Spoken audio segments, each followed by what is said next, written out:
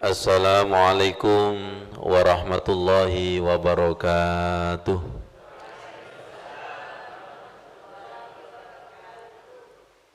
Jamaah Duyufur Rahman, para tamu Allah, Musalla Al-Ikhlas.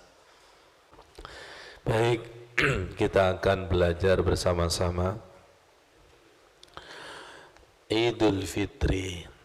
Id itu artinya kembali, Fitri itu artinya suci. Hati, jiwa, ruh tidak akan bisa kembali kepada Allah kalau tidak dalam keadaan fitri, kalau tidak dalam keadaan suci. Kita berdoa, subuhun kudusun Rabbul malaikati warruh. Allah itu maha suci, Allah itu maha bersih. Kita tidak bisa kembali, kita tidak bisa menghadap kepada Allah kalau tidak dalam keadaan bersih dan suci. Hati kita tidak akan bisa connecting sholat, hati kita tidak akan bisa connecting Al-Quran, merinding dan bergetar kalau tidak dalam keadaan suci dan bersih. La yamassuhu illal mutahharun. Mekah dan Madinah disebut tanah suci. Ramadan disebut bulan suci. Masjid disebut tanah suci. Sholat itu wilayah kesucian. Kalau tidak suci, maka kita tidak akan bisa masuk sholat yang inna sholati, sesungguhnya sholatku, atau sholat yang sesungguhnya. Bu, jenengan kok kelihatan kelenger semua?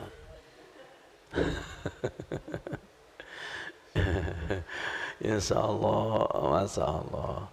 Dan kita tidak bisa suci sendiri kalau tidak disucikan.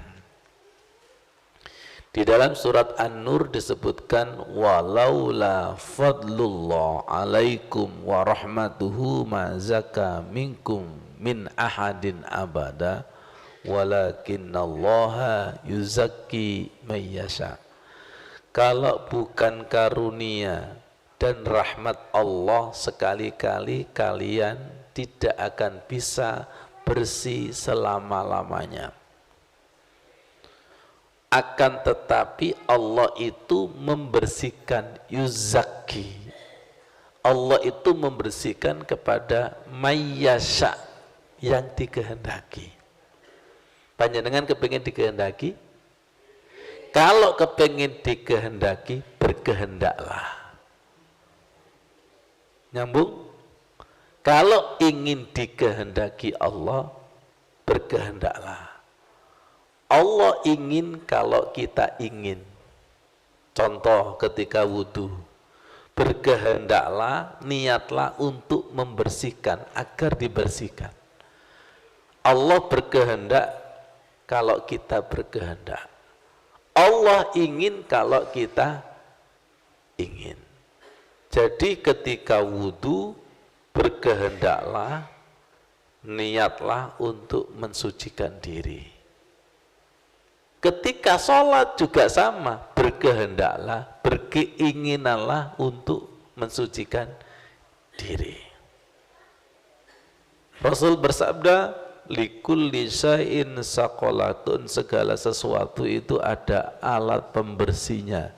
Wasaqalatul qalbi zikrullah, pembersihnya hati adalah zikir. Jenengan kalau membersihkan lantai pakai apa? Sapu, pel-pelan. Kalau merapikan rambut pakai apa? Sisir. Kalau membersihkan telinga pakai apa? Cotton bud. Betul ya? Jadi semua itu ada alatnya. Jangan salah alat. Jenengan merapikan rambut pakai scrub. Jenengan merapikan rambut pakai sapu lantai. Kira-kira tambah bersih apa tambah kotor? Alat sapunya hati itu zikir. Alat sapunya hati itu zikir.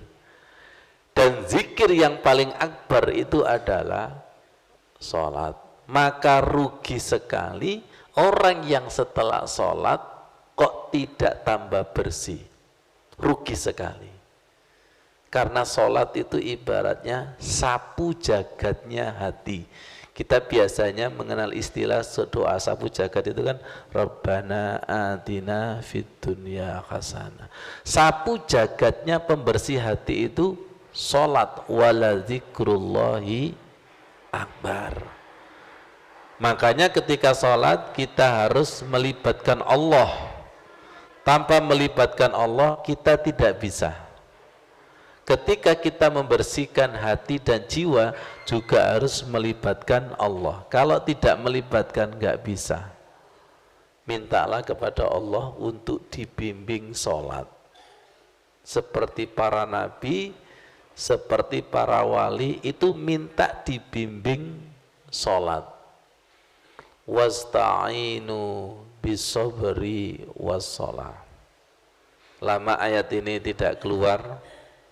Semoga ayat ini nanti dimensinya lebih dahsyat lagi. Minta tolonglah kepada Allah dengan sabar dan sholat. Biasanya diartikan dalam hal urusan dunia. Jadi sholat dan sabar itu bisa dijadikan alat untuk menyelesaikan masalah. Sekarang maknanya kita perdalam lagi. Mintalah kepada Allah untuk disabarkan, mintalah kepada Allah untuk disolatkan. Understand? Bisa dipahami? Mohon bimbingan Allah disabarkan. Tolong dilihat Asmaul Husna. As-Soburu itu nomor berapa? Terakhir 99. Itu menunjukkan bahwa sabar itu berat. Sabar dan sholat itu berat. Wa innaha lakabiro, berat. Berat. Makanya tidak salah kalau banyak orang yang disuruh sholat merasa terbebani. Sholat mana? Ono wongi? Allahu Akbar, Allahu Akbar. Sholat mana? Nah, merasa terbebani. Ayat ini tidak salah, sungguh sholat itu berat, itu tidak salah. Tentunya ketika Allah berfirman, orangnya itu ada. Orangnya sekarang di Palem.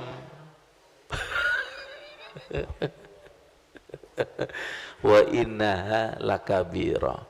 Alhamdulillah ada illa alal khosiin, kecuali yang sudah dikhusukkan. Sholatnya tidak menjadi berat, tapi sholatnya menjadi ringan, lezat dan nikmat. Semoga kita termasuk illa alal khosyiin. Illa alal khosyiin. Sama-sama. Illa alal khosyiin. Sambil minta kepada Allah, khusukkan ya Allah. Illa alal khashi'in. Sama-sama. Illa alal khashi'in. Lagi.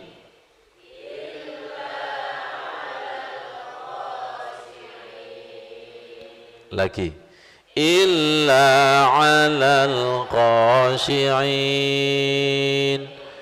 Illa alal khashi'in. Baik. Setiap mau takbir itu selalu wasta'inu bisobri wassalah. Sabarkan ya Allah, solatkan ya Allah. Saya tidak mau masuk ke wa innaha lakabirah. Biarkan bagi orang lain solat itu merasa terbebani. Tapi bagiku ya Allah, bagi para kekasihnya Allah, bagi sahabat itu sholat itu kerinduan, kenikmatan, kelezatan. Allah tidak butuh kita sholati, yang butuh itu adalah kita. Kalau panjenengan itu sudah illa alal khosyiin, maka nanti alladzina yazunnuna annahum mulaqu rabbahum, meyakini sesungguhnya mereka jiwanya berjalan menuju Allah, wa annahum ilaihi rajiun, inna lillahi wa inna ilaihi rajiun. Jadi kalau sudah sholatnya itu dikhusyukkan Allah, maka jiwanya itu berjalan mulaqu rabbihim. Bu, lihat, jiwanya itu berjalan taqarrub ilallah. Lihat ini, kira-kira berjalan sendiri apa diperjalankan? Subhanalladzi asra, diperjalankan. Kalau sudah illa alal khosiin, jiwanya itu berjalan melalui sir-sir doa sholat dan melalui sir-sir gerakan mulaku, berjalan itu. Lihat-lihat, ini kalau sudah berjalan menembus ruang dan waktu, ditandai dengan lama, rasanya sebentar. Kalau ini tidak berjalan, macet. Persis seperti jenengan ketika di jalan. Kalau jalan itu lancar 2 jam itu tidak terasa. Macet cuma 5 menit gitu loh. Prak, prak. Ayo ngantuk oh. Mau macet kabeh. 2 jam yang tadinya lancar, bahagianya itu hilang gara-gara 5 menit 10 menit macet. Jadi bisa disimpulkan orang yang sholat sebentar rasanya lama berarti jiwanya macet. Karena macet, wa innaha lakabirah. Ono wonge sering mana berjalan apa macet? Hah? Ingat, jalan itu tidak bisa diprediksi. Ini kayaknya biasanya macet deh, ternyata lancar. Oh ini biasanya lancar ternyata macet. Khusyuk itu juga begitu. Makanya ketika mau sholat, ya Allah nanti kira-kira jiwa saya ketika dalam sholat itu macet apa yang berjalannya, kita nggak tahu, tidak bisa diprediksi. Tandanya kalau berjalan, sholatnya lama, rasanya sebentar, zikirnya lama, rasanya sebentar. Tapi kalau sholatnya itu sebentar, rasanya lama, ini macet ini, tidak. Jangan nggak pernah minta diperjalankan itu apa? Perjalankan ya Allah. Makanya Rasulullah itu tidak salah bahwa ketika kamu sholat, faiza sholaita fasolli sholatan muwaddiun, sholatlah seperti orang mati. Jadi husnul khotimahnya kita, sakaratul mautnya kita itu potretnya di sholat. Kalau sholat kita nggak bisa ketemu Allah, tidak bisa mulaqu rabbihim, berarti sekarat kita itu. Berarti nanti kita nggak bisa ketemu Allah. Semua ulama-ulama yang sudah bisa merasakan tawajjuh menghadap kepada Allah, hati-hati di dalam sholatmu. Kalau kamu sekarang tidak bisa berdiri menghadap kepada Allah, bagaimana nanti yaumul qiyamah? Logis kira-kira? Masuk akal? Kalau nggak masuk akal berarti sufaha, juhala. Panjenengan saya ajak untuk berpikir, saya ajak merenung. Jadi sholat itu adalah persiapan mati sebelum mati. Mulaqu rabbihim wa annahum ilaihi rajiun. Jangan main-main, nggih, jangan main-main. Siapa yang main-main sholat, maka nanti akan dipermainkan. Siapa yang sungguh-sungguh sholat, maka nanti akan ditata hidupnya. Kalau kita ingin menata hidup kita, awali dari menata sholat. Siap? Siap, nggih? Siap? Kita selalu belajar Kul inna salati wa nusuki wa mahyaya wa mamati lillahi rabbil alamin. Sesungguhnya salatku, ibadahku, hidupku, matiku lillah. Semoga husnul khotimah. Belajarlah husnul khotimah di dalam sholat, belajarlah husnul khotimah di dalam semua ibadah, belajarlah husnul khotimah di dalam hidup. Perhatikan, ini diawali inna. Inna itu artinya sing temenan. Mati iku ono. Makanya harus kita persiapkan. Kadang orang itu bercita-cita kaya, padahal kaya itu belum tentu. Tapi kalau mati itu inna. Gak percaya? Tak daftar nama malaikat Israel sampean. Kalau nggak percaya itu.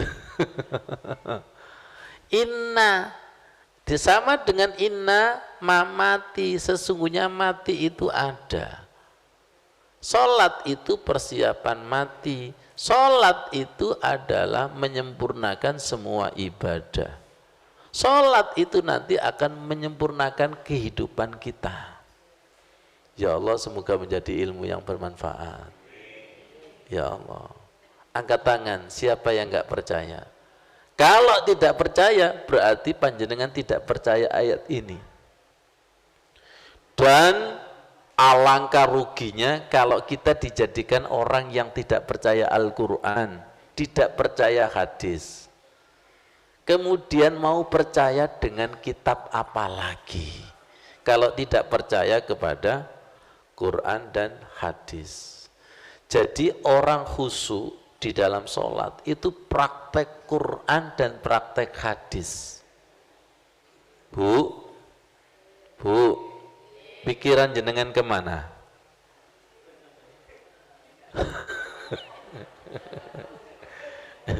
Pikiran jenengan kemana kira-kira ini? Iya, bisa lanjut? Bisa lanjut? Iya. Kalau sudah tidak percaya kepada Al-Quran dan hadis, mau percaya kitab apa lagi? Wong sekarang itu muncul aliran-aliran mazhab-mazhab yang gak karu-karuan. Ada mazhab Bung Karno,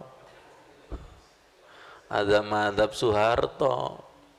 Ya Allah, kalau tidak berpegang Quran dan hadis, kita akan kena arus pemikiran yang liberal, pemikiran yang ngawur, pemikiran yang tidak dituntun Quran dan hadis. Mengartikan Al-Quran saja salah, mengartikan hadis adalah salah. Zaman sudah edan sehingga edan gak keduman itu. Tolong perhatikan, inna sholati wa nusuki wa mahyaya wa mamati lillahi rabbil alamin.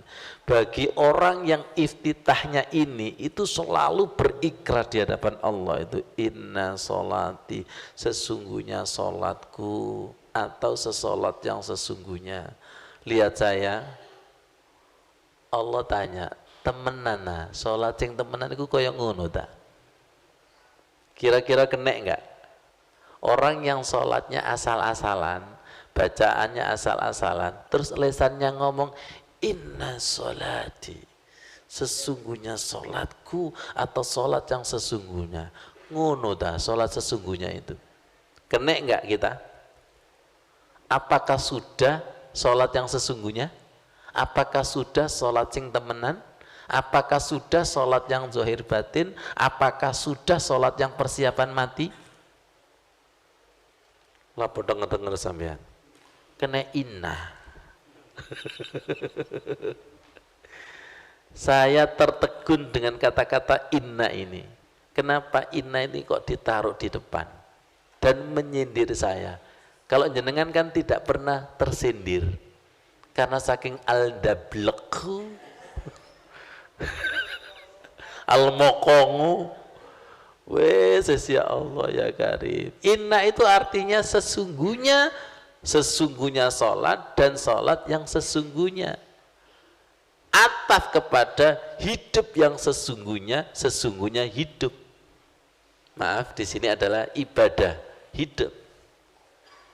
Ya. Kenapa? Karena nanti semuanya itu dipertanyakan. Dan tidak akan bisa sholat yang inna sholati kalau tidak Idul Fitri. Jenengan iku Idul Fitri ini 1 tahun pisan iku apa? Ya seharusnya setiap sholat halal bihalal itu setiap saat. Kalau kita halal bihalal dengan Allah ya harus setiap saat. Semoga paham. Halal bihalal dengan Allah itu loh, ya kan? Kalau janganan halal bihalal itu kan minta halalnya salah saya kepada si fulan. Betul, si fulan juga minta halalnya salah kepada saya. Ketika sholat, saya dan Allah, jenengan dengan Allah juga halal bihalal. Bedanya kalau Allah tidak pernah salah kepada jenengan, tapi sampean sering nyalano ikut jenengan nemen ono wonge. Betul enggak? Kalau Allah kan al-haq, tidak pernah salah. Sedangkan kita itu makhalul khoto' wa nisyan, tempatnya salah dan lupa. Ketika halal bihalalnya itu tidak diterima Allah, otomatis tidak akan bisa inna sholati. Disingkur sama Allah, ditinggalkan sama Allah. Kenapa? Karena ngelamun. Masih hadisnya Mas Udin? Allah itu selalu ada di depan hambanya sholat. Allah itu selalu ada. La yazalullah. Allah itu selalu ada ketika hambanya sholat. Malam yaltafit, selagi tidak ngelamun, selagi tidak berpaling. Idza iltafata, ketika ngelamun, insorofa anhu, ditinggal. Nah, ditinggal. Bukan saya loh ya. Nih, lihat ini. Sebelum saya lanjutkan, jenengan percaya Quran dan hadis? Percaya? Ayo ikut saya. Bukan ikut saya, tapi ikut sahabat, ikut ulama. Hadis ini dipaksa sesuai hati sampean, apa hati sampean dipaksa sesuai ini? Ngomong. Ayo ngomong. Kalau kepingin belajar, betul-betul belajar, hati kita, jiwa kita harus halal bihalal sesuai dengan Quran dan hadis. Kenapa? Karena hati kita itu sering menyalahi Quran dan hadis. Kalau menyalahi Quran berarti menyalahi firman Allah. Kalau menyalahi hadis berarti menyalahi sabda Rasulullah. Lanjut. Siap majelis ini halal bihalal dengan Allah? Jangan paham kata-kata kiasan ini. Ayo meremon, ditinggal habis Gusti Allah. Ini jelas ini. La yazalullah azza wa jalla muqbilan alal abdi. Allah itu selalu menghadap hambanya ketika sholat. Wa huwa fi sholatihi, dia hambanya di dalam sholat. Malam yaltafit, selagi tidak berpaling. Berpaling itu ngelamun, belakang ngalor ngidur, nemen, ngantuk, keturun. Apa yang terjadi? Fa'idha iltafata, apabila dia menoleh atau berpaling. Berpaling itu ada berpaling fisiknya, ada berpikir hatinya. Ansorofa anhu, maka Allah akan berpaling darinya. Ada yang mengartikan ditinggal. Makanya sholatnya kosong. Sholatnya itu kosong, atau dengan istilah sholatnya itu satu arah. Bacaan doanya itu satu arah. Jenengan berhadapan dengan seseorang, kemudian seseorang itu tidak berhadap jenengan, enaknya apa? Ditinggal. Atau kalau nggak gitu ya ambil sandal. Nemen kita itu, nemen. Makanya hari ini mari kita halal bihalal. Sungguh terlalu hatiku. Saya saja, kalau jenengan kan sudah tingkatan wali, sungguh terlalu, berarti sering terjadi pelanggaran pasal dan ayat. Kita sholat itu sering melanggar ayat. Ada pasal, ada ayat, ada butir. Orang itu kalau melanggar pasar akhirnya masuk penjara. Makanya sholat kita itu laksana penjara, ingin keluar. Sholat kita belum laksana fi jannah. Jannah itu artinya itu terkadang diartikan kebun, terkadang diartikan surga. Orang itu kalau masuk kebun, bunga dan tumbuhannya itu warna-warni, buahnya itu banyak dan sebagainya, ingin keluar? Gak ada yang ingin keluar. Jadi sholat kita itu belum fil jannah, tapi sholat kita itu masih finar, fi sijeni, masih di dalam penjara. Suwi ini rek, wis penjara itu kita tuh. Ya Allah Ustadz, suratnya mau kurang suwe, mantep, itu yang tak cari itu. Ayo, salat kita itu seakan-akan sudah di kebun surga, apa masih seakan-akan di api atau penjara? Penjara. Kenapa di penjara? Karena melanggar pasal, karena melanggar ayat, ngono gak kroso. Sama, sesama dableknya ya. Ayo, masih dablek terus apa berubah? Insya Allah apa? Yang jelas dong. Ayo berubah apa? Jenengan sudah pasrah bahwa sholat itu finar. Panjenengan saya ajak untuk ya muqallib, untuk membalik hati. Ada apa sholat kita itu kok masih finar, sedangkan buka HP di depan TV kok fil jannah. Ada apa ketika di masjid kepingin keluar, tapi fisuk, mall. Itu kenapa kok kerasan? Berarti hati jenengan itu masih channel dengan pasar, dan pasar itu benderanya. Kok gak iso jawab sampean, wong koco sampean? Setan itu adalah mendirikan bendera di pasar. Bukan berarti tidak boleh ke pasar, nanti nggak belanja. Bapak Ella gak mangan sampean. Kenapa diistilahkan bahwa pasar itu adalah tempat setan mendirikan bendera? Karena di pasar itu sering lalai. Makanya di pasar, di mall itu nggak ada jam. Sedangkan di masjid itu jamnya kewede. Dua, di pasar itu rawan bohong. Baru saja ini ditawar orang, padahal nggak ditawar. Ini tahu nggak, produk Eropa, padahal dari Wonokromo. Satunya laris, satunya sepi. Dukun. Ngerti ya, betul nggak? Pasar itu memang rawan hasud, rawan dengki. Tapi Rasulullah itu justru al-aminnya itu di pasar. Berarti daya energi positifnya itu luar biasa, tidak terkontaminasi di pasar. Kalau sampean wong masjid salate rasa pasar, sampean pernah tak di pasar kemudian hatinya rasa masjid? Kita masih kebalik, understand? Kita itu masih kebalik. Di dalam musola al-ikhlas rasanya pasar. Kalau di pasar, taman delodok. Rasulullah itu justru al-aminnya di tengah-tengah bendera setan. Berarti Rasulullah itu tidak terkontaminasi. Pilih, jenengan diwarnai apa mewarnai? Mewarnai apa Ustadz maksudnya itu? Jenengan itu kalau di dalam hidup sering mewarnai apa diwarnai? Jenengan itu mutiara opo mangga. Kalau mangga saya taruh di tempat sampah nanti menjadi busuk. Tapi kalau mutiara di tempat sampah, nah jenengan termasuk yang mana? Wis mangga bosok sisan. Ayo loro ati kon ya. Ayo loro hati. Hati ini akan disembuhkan kalau kita itu betul-betul belajar Al-Quran dan hadis. Siap? Kalau membaca Quran dan hadis, Siapkan hati kita disembuhkan Quran dan hadis.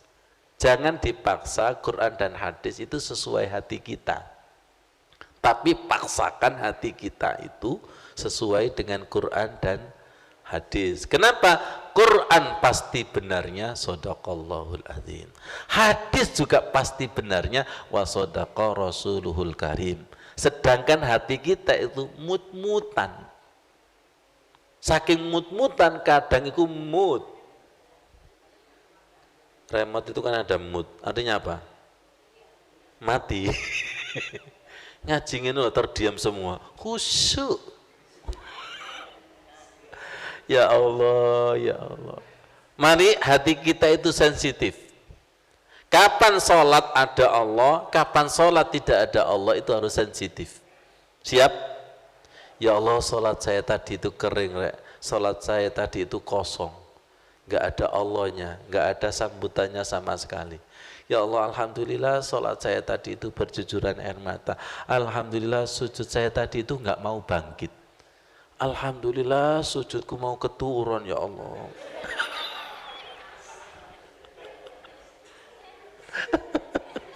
Ngono, alhamdulillah. Kenapa? Karena tadi dibangunkan orang. Loh. Ya Allah ya Karim. Jadi di dalam sholat itu pada hakikatnya ada halal bihalal dengan Allah, ada halal bihalal dengan manusia. Rapatkan shaf dan barisan. Itu kalau panjenengan misalnya bersama dengan partai yang beda, mazhab yang beda, kalau tidak menyatukan ini, Pak. Ini belum halal bihalal ini namanya. Ini itu. Coba ngini sekian menit itu rasanya lama enggak? Ya kuat-kuatan. Gue yang lari ke apa kamu yang lari? Atau sama-sama larinya? Lihat. Jadi hati kita, fisik kita itu kayaknya sholat, tapi hati kita dengan Allah itu masih kayak gini. Rukuk sak dilutai ya Gusti. Sujud sak dilutai Gusti. Betul enggak? Enggak 100%. Andai kata kekasih sampean digitukan mau enggak? Untukmu 50, untukmu. Mau? Mau enggak? Enggak mau kan? Hati kita itu sering 50-50. Syirik 50, nyembah 50. Banyak syiriknya. La syarika lahu wa bidzalika umirtu. Ada suami rungokno. Ada suami di depan istrinya enggak peka. Karena di dalam hatinya ada perempuan lain. Ada istri di depan suaminya tidak peka karena di hatinya ada laki-laki lain. Ada Allah di depannya enggak peka karena ada yang paham. Pengalaman. Lesan kita itu hanya illallah, tapi hati ini banyak selain Allah. Banyak terkontaminasi illallah kita dengan la ilaha. Diakui dan tidak. Betul. Karena tidak bersih, akhirnya tidak bisa inna sholati wa nusuki wa mahyaya wa mamati lillahi rabbil alamin. Kalau kekasih kita hanya satu, suami kita hanya satu, istri kita hanya satu, pasti perhatiannya full. Setuju istri? Rungokno. Kalau ada yang lain, pasti perhatiannya itu pecah. Dan fakta membuktikan sholat kita perhatiannya pecah. Ono HP muni, HP ini sopor. Tadi kan ada suara HP nguji temenan sopo. Betul Bu? Betul? Yang punya HP juga kebingungan. Waduh rek, lapo muni. Aduh rusak. Ternyata tahajud kita diuji dengan suara HP yang luar biasa. Gak apa-apa. Setting otaknya, ya Allah yang menggerakkan HP bunyi itu adalah Allah. Tapi yo coba banter-banter.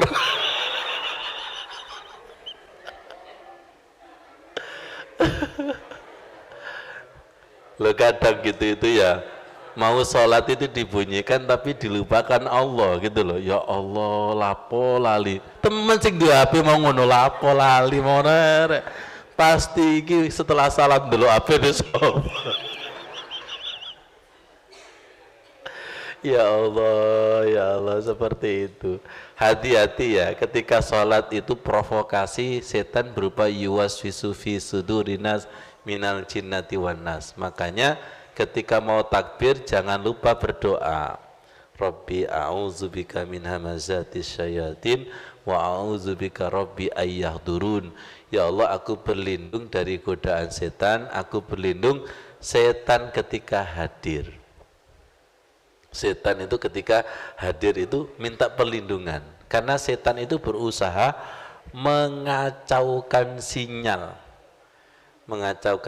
Saya punya contoh ibu, jenengan pernah nggak rekreasi di atas gunung itu terus lihat HP sinyalnya putus nyambung nggak? Iya, sering putusnya karena apa? Karena ketutupan gunung itu, baru gunung apa namanya, gunung kembar tambah ketutupan itu. Terus habis masuk ke area yang tidak ada sinyal, silakan kembali. Itu sinyalnya masih kacau, kecuali di restart. Kalau sudah di restart, akhirnya sinyalnya itu normal. Apa restart itu? Taubatan. Paham? Paham ya? Hati-hati gunung kesombongan, gunung ilmu itu yang menjadikan sinyal ketuhanan itu tidak ada. Tobat, astagfirullah, astagfirullah. Sekali lagi jangan rumongso bisa sholat, itu sudah sombong. Jangan merasa bisa sholat, itu sudah sombong yang tersirat itu. Tenang, aku bisa sholat, jangan. Tapi rumongsolah apa? Saya tidak bisa sholat sendiri, ya Allah. Saya tidak bisa zikir sendiri, saya tidak bisa suci sendiri. Ketika wudhu saya tidak bisa suci sendiri, ya Allah, sucikan.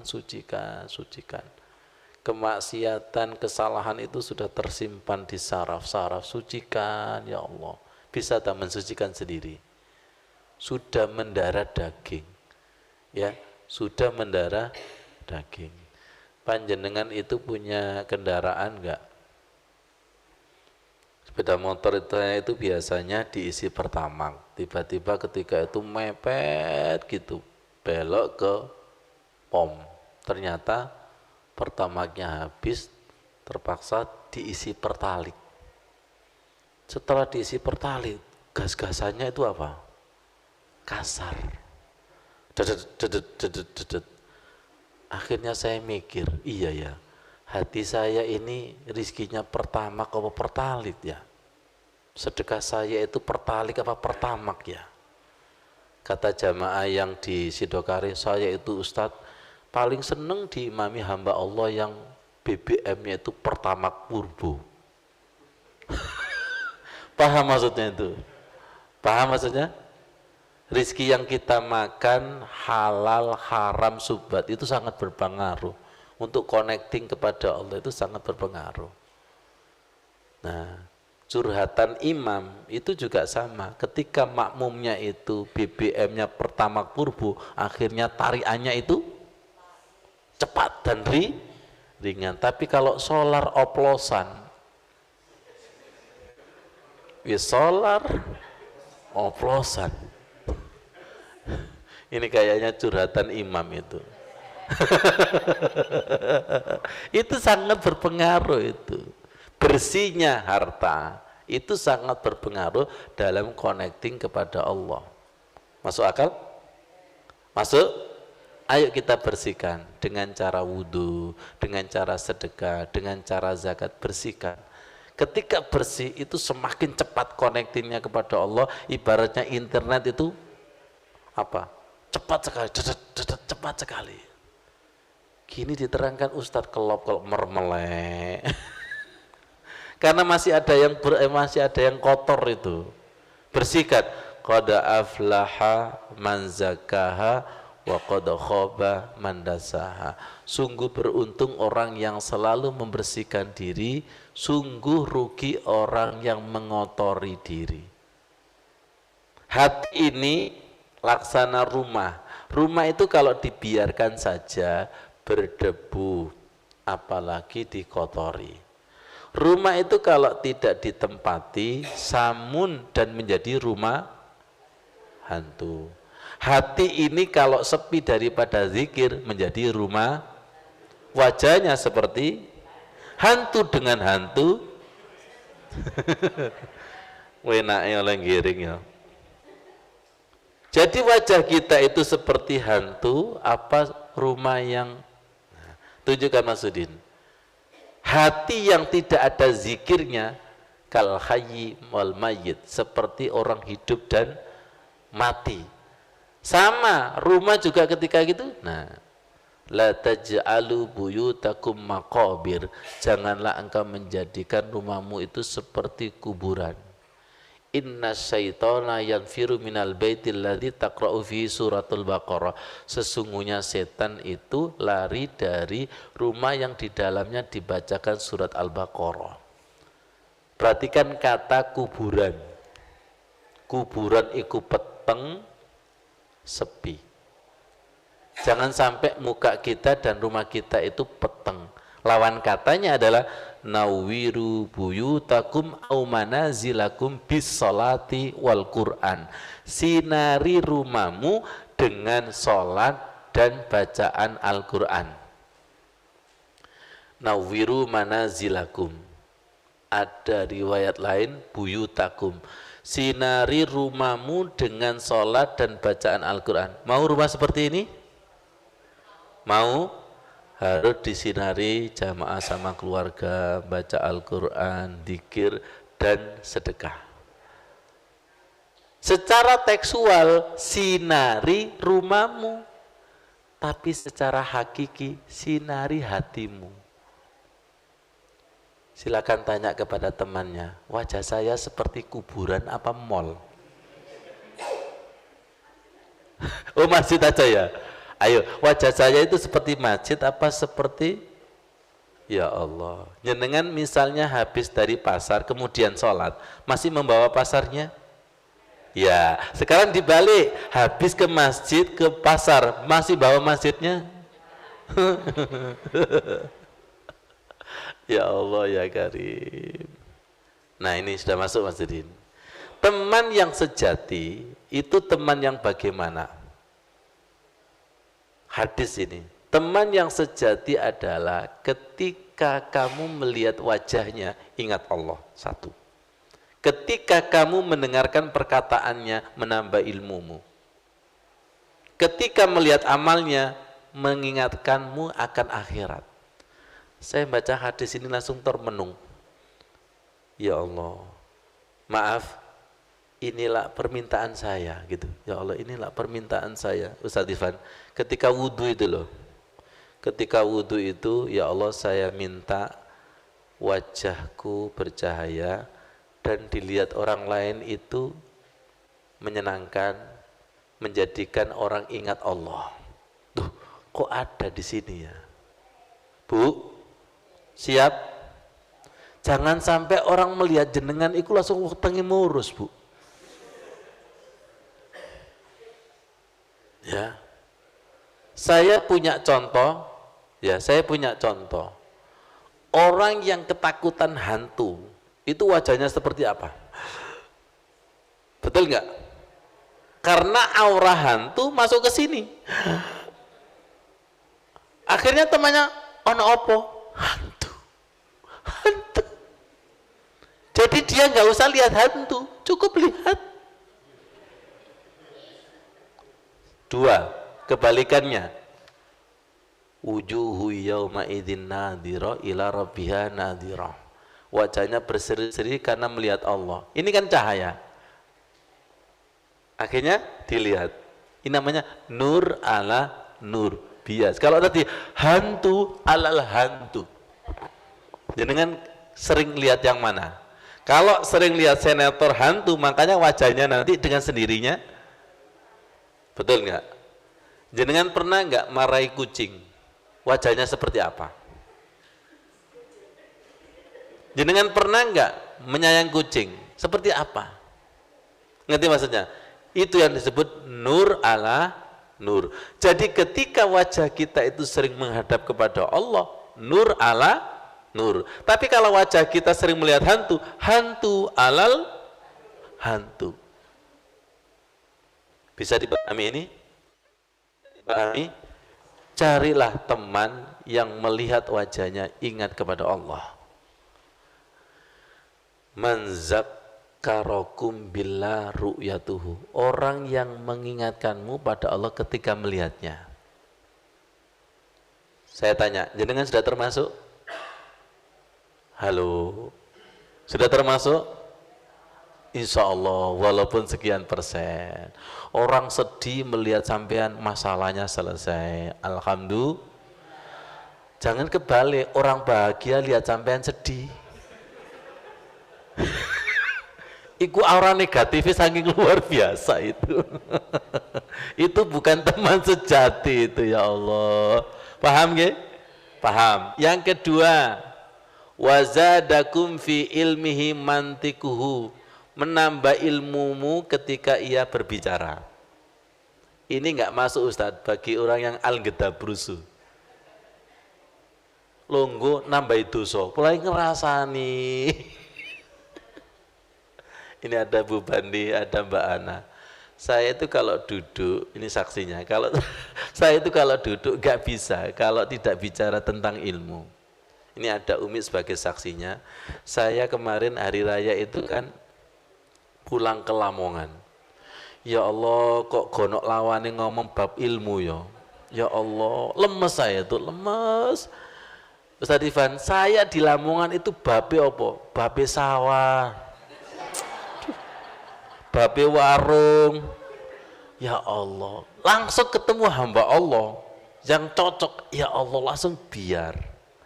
Jadi hati itu cari hati yang sesuai. Ilmu itu cari ilmu yang sesuai. Jenengan masuk makom yang mana? Aku kalau sih gak ngerasa nih ngantuk. Ayo, betul gak kira-kira?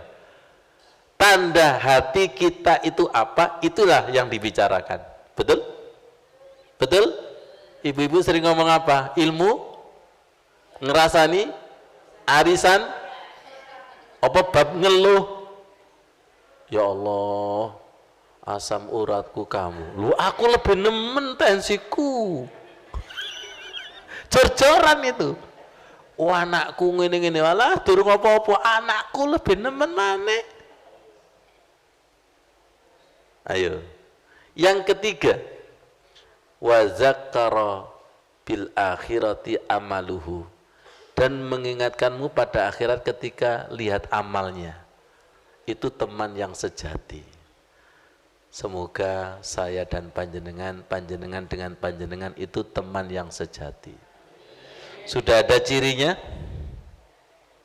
Kok kendelai sampean? Insya Allah. Kita yakin kalau ilmu ini sudah terdengar, tandanya jenengan akan dikehendaki menjadi teman sejati.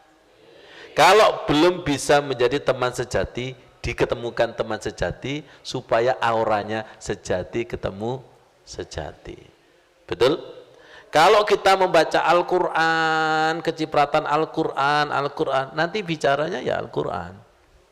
Kalau kita baca hadis, yang dibicarakan adalah hadis. Kalau jenengan ngerasani, gak ngerasani itu loh, sariawan. Kalau biasa zikir, gak zikir itu gak enak. Betul gak?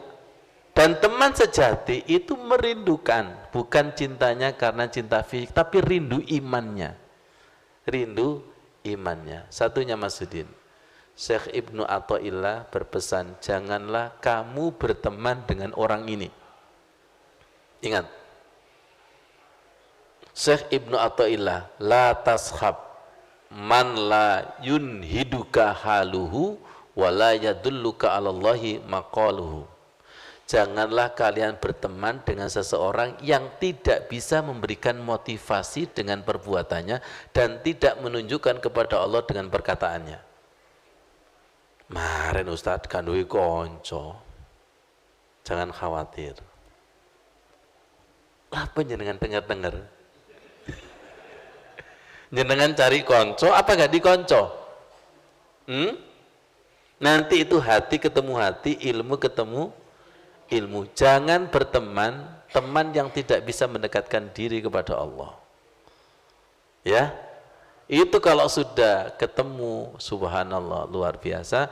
Nyambung kepada doanya Nabi Ibrahim, Rabbi habli hukma wa alhiqni bisolihin waj'alni lisana sidqin fil akhirin waj'alni min warasati jannatin na'im.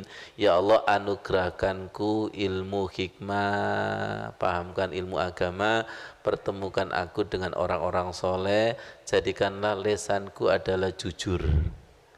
Tadi masuk kriteria enggak? Lesannya menambah ilmu, lesannya menunjukkan kepada Allah sampai hari akhir, dan jadikanlah kami ini pewaris surga naim. Kita baca bersama-sama, Bu, Pak, kita baca bersama-sama. Nabi Ibrahim, Rasulullah juga menyaksikan umatnya mewarisi doa ini. Ini adalah curhatan Nabi Ibrahim kepada Allah. Apakah ini sudah menjadi curhatan kita? Jadi doa di Al-Quran, doa di hadis, itu dialognya Nabi dengan Tuhan. Kalau kita sudah terpanggil, berarti hati kita itu sudah mulai sama. Saya Ustadz, doa di Al-Quran itu gono sing cocok. Duh, yang cocok yang mana? Di primbon Ustadz. Doa itu memanggil. Paham maksudnya? Doa itu memanggil. Kalau jenengan sudah merasa butuh, nggak usah saya suruh menghafalkan, pasti hafal. Walaupun saya menyuruh hafalkan, tapi kalau jenengan hatinya belum butuh, sampai kiamat itu loh. Ustadznya sampai jelasnya 10 tahun nggak paham-paham. Sakno ustadznya sampai cepet tuwek gara-gara sampean. Doa itu memanggil. Doa itu memanggil kepada hati yang sudah butuh. Jenengan sudah butuh apa enggak? Anu Ustaz, kok kono tek jaluk duit Ustaz? Tak ketak sampean. Ukuran yang diminta itu al-fulus. Al-fulus, ya Allah. Ya Allah, jangan sampai doa TK, SD, SMP enggak terupdate.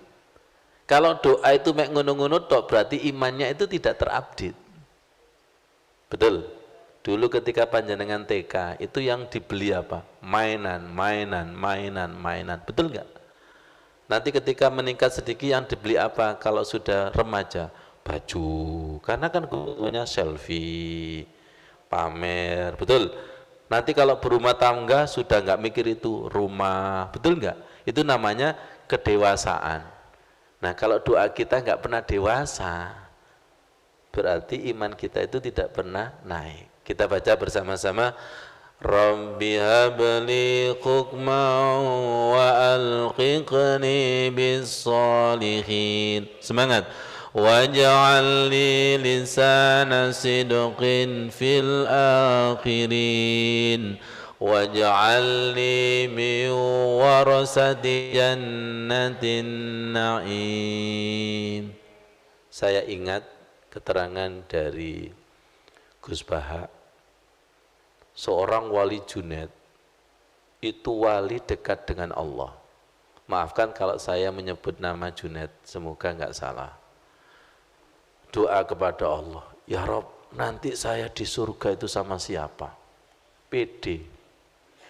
Kalau sampean kan enggak, ya Rob, saya nanti di neraka sama siapa? Ini pede nih, karena seorang wali kan. Nanti saya di surga itu sama siapa? Allah menjawab, sama si fulan. Penasaran, dicari, konco di surga. Kalau sampean konco di surga, insya Allah musola al-ikhlas teman di surga semua. Jenengan masuk surga, sukanan nggak ada, panggil. Setuju? Nemen kalau jenengan nggak manggil. Dicari itu sama wali Junaid itu. Nggak taunya ketemu di tengah-tengah pemuda yang lagi minum minuman keras itu. Lihat cirinya, kok itu ya? Gak mungkin, masa itu. Akhirnya lari. Ternyata sinyalnya sudah nyambung. Hei, Junaid, friend di surga. Loh, kok ngerti? Kita nanti berteman surga? Enggak mungkin. Masa teman saya di surga di sini? Nah, kamu itu enggak tahu. Saya di tengah-tengah orang-orang minum itu berdakwah. 50% itu sudah taubatan nasuha. Sekarang 50% bagianmu. Bagi tugas. 50% sudah tobat, saya dakwahi. 50% bagianmu. Oh, baik, nggak apa-apa. Suruh ke sini. Suruh lihat wajah saya. Langsung taubatan nasuha. Mek delok wajah itu. Saya gini, Masya Allah. Kalau sampean dilihat wajahnya, murus. Ini pentingnya Allahumma ja'al fi qalbi nura wa fi lisani dan seterusnya. Pertanyaan saya, jenengan sudah butuh apa enggak? Hah? Kok jawabannya kayak duit? Arah. Ya Allah, ayo, sudah butuh apa enggak? Sudah kepingin butuh ketemu orang-orang soleh? Kepingin? Iya. Jadi Allah ingin kalau kita ingin hidupkan. Siap nggih? Siap nggih? Ketemu dengan orang-orang soleh, ketemu orang yang percaya. Kalau soleh ketemu soleh, rungono Pak Soleh.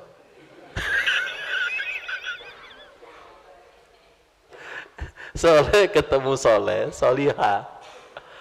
Soleh ketemu soleh itu pasti nyambung. Gak bisa hati yang tidak soleh itu sholat, gak bisa.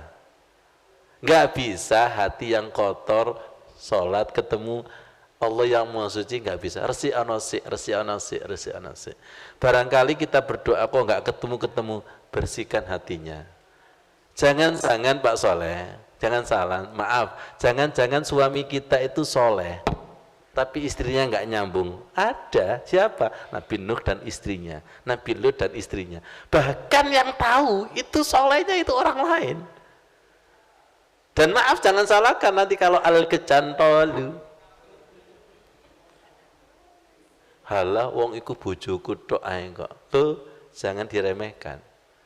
Jadi terkadang kesolehan suaminya itu malah yang tahu itu orang lain karena dia terlalu dekat. Jadi faktor dekat itu kadang menghambat. Makanya ada pepatah mengatakan dukun iku mandine teko njaba. Dukun, betul. Nabi Muhammad diusir sama orang Mekah, ditampani wong Madinah, betul. Betul enggak? Dukun, ustadz terkenal itu kadang itu orang luar yang tahu, betul enggak? Silakan jenengan duduk di bawah pohon, nggak akan tahu tingginya pohon. Justru tahu tingginya pohon itu ketika dari jarak jauh. Understand? Jangan-jangan di samping jenengan itu sudah dikeliputi orang soleh, tapi karena hatinya belum soleh, belum nyambung. Wala tibae. Maaf, tetangga saya si Fulan, itu semuanya pada ngaji gitu.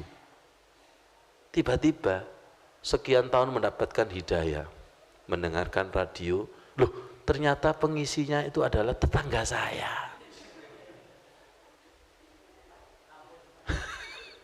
Ya Allah, jadi seperti itu. Nah, halal bihalal itu dalam rangka untuk menyamakan connecting ketuhanan. Siap nggih? Siap nggih? Sama uminya Ustadz Irfan dari Malang itu kalau tidak ada sambungnya hati, abet. Wong sing palem iku lho turu. Pak Soleh, mana Pak Yoko? tugasnya takmir. Itulah misterinya kehendak Allah. Betul nggak itu? Betul nggak? Itu yang dekat itu loh, malah tidak tahu, tapi yang datang itu jauh-jauh. Kenapa? Connecting hati, sambungannya itu hati. Lihat, sesama dipilih Allah ketemu, sesama tidak dipilih itu juga ketemu di luar, loro hati dia. Lihat orang yang dipilih sesama khusyuknya masih bertahan di masjid. Coba sesama yang tidak khusyuknya di parkir, ya apa? Suwe, iyo, we. Di parkir itu partai loro hati, suwe gak wena. Tapi yang di dalam masjid itu merasakan. Percaya kalau jenengan sesama dipilih ketemu, sesama yang tidak pilih juga ketemu. Pak Soleh, gampang analognya. Ibu-ibu pernah belanja enggak? Pernah, bawa keranjang, betul. Jenengan beli anggur, pasti yang dipilih yang bagus-bagus. Masukkan keranjang yang bagus-bagus. Setelah itu pindah ke jeruk, pasti milih jeruk yang bagus-bagus, dimasukkan keranjang. Ya. Kemudian pindah ke mangga, mangga yang bagus-bagus dimasukkan keranjang. Sesama pilihan ketemu enggak? Ya, ngerti maksudnya? Ketemu. Sesama yang bagus-bagus ketemu, dan yang tidak bagus tidak akan pernah ketemu. Tidak akan pernah ketemu. Sesama yang dipilih itu ketemu. Illal alal khosyiin itu ketemu. Yang tidak khusyuk juga ketemu. Nah sekarang jenengan ketemu siapa? Alhamdulillah saya ketemu Ustadz Irfan, ketemu Pak Soleh, ketemu Pak Ghafur, ketemu Mama dan sebagainya. Itu dipertemukan. Coba kalau tidak dipertemukan, walaupun niat ketemu, itu ada saja halangannya. Betul? Saya itu sudah niat ketemu, sampai nggak mengal-fatihai. Coba al-fatihai, Bu Anis al-fatihai ila ruhi sukanan. Jangan metu gak sih, boleh ila ruhi. Betul nggak kira-kira? Betul ya? Akhirnya dipertemukan nggak? Tapi kalau tidak dipertemukan, baru aja ini berangkat, mati aku. Betul apa betul? Betul apa betul? Libatkan Allah. Rabbi habli hukma wa alqiqni bisolihin. Saya yakin di wali itu banyak wali-wali. Monggo berdiri bapak-bapak dengan bapak-bapak sholawat. Salam-salaman. Sallallahu. Ya Allah. Ya Allah. Sebenarnya.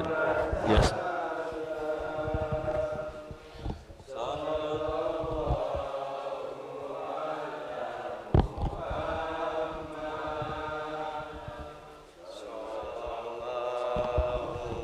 Alaihi wasallam. Sallallahu ala Muhammad. Sallallahu alaihi wasallam. Sallallahu.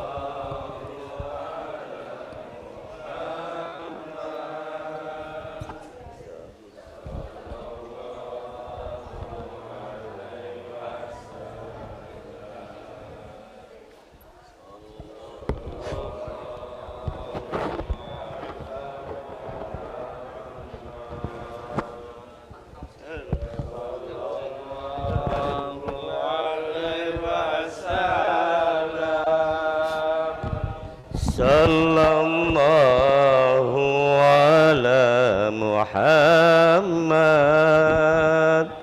Sallallahu alaihi wasallam.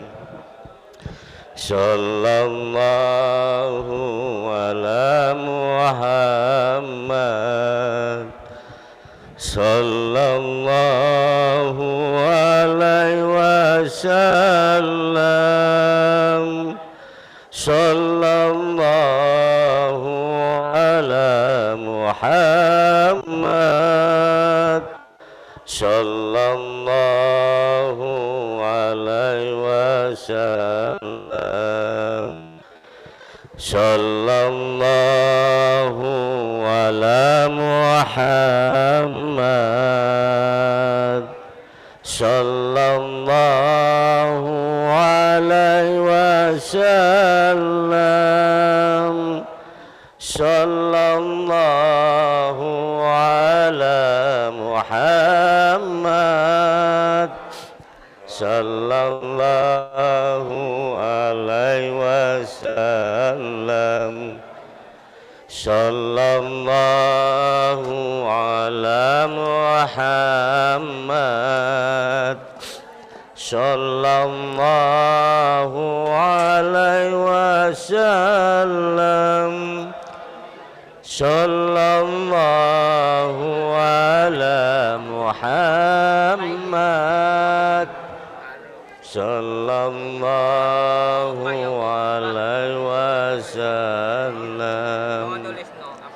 Sallallahu ala Muhammad. Sallallahu alaihi wasallam.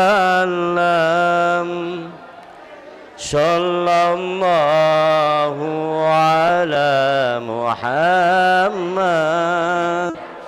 Sallallahu alaihi wasallam.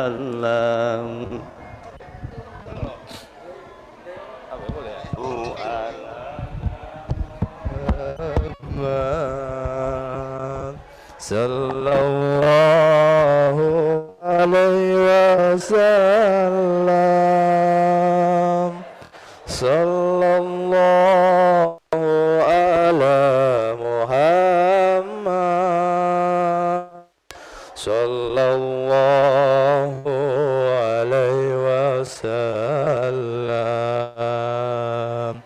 Sallallahu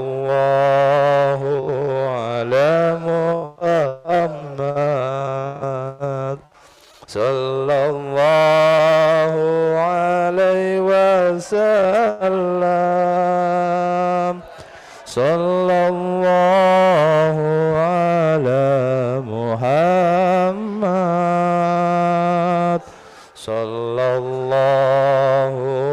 alaihi wasallam. Kenapa kekasih dengan kekasih itu nggak bisa-bisa, ngomong aja. Iya. Saya barusan sharing sama Ustadz Irfan, hakikat halal bihalal dengan Allah. Kalau tobat kita diterima, itu kan harus ada suasananya seperti ini.